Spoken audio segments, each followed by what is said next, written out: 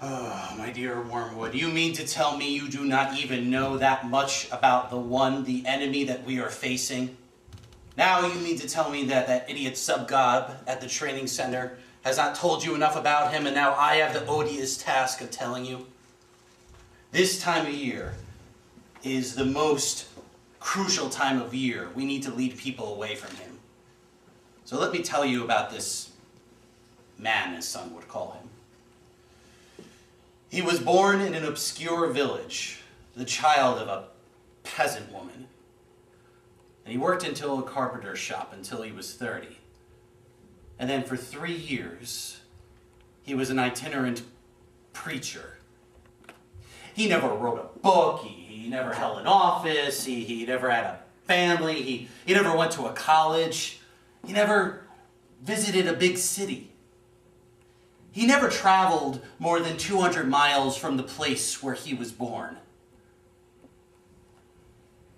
He did none of the things one usually associates with greatness.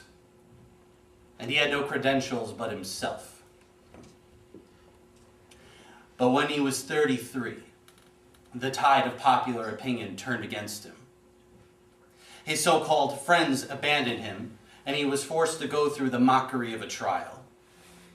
He endured torture more than any human being can imagine or endure in their own right. And then, he was nailed upon a cross between two thieves. While he was dying, his executioners gambled for his clothes, the only piece of property he owned on this wretched earth.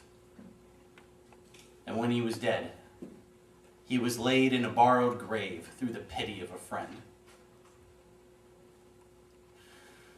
But then, 3 days later, he rose from the grave and he conquered death. That is why we are in such danger, Wormwood. Don't you understand?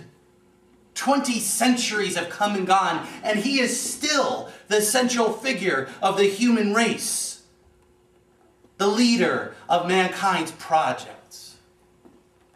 All the armies that have ever marched, all the navies that have ever sailed, all the parliaments that have ever sat, all the kings that have ever reigned have not affected the life of mankind on this earth as much as that one solitary life.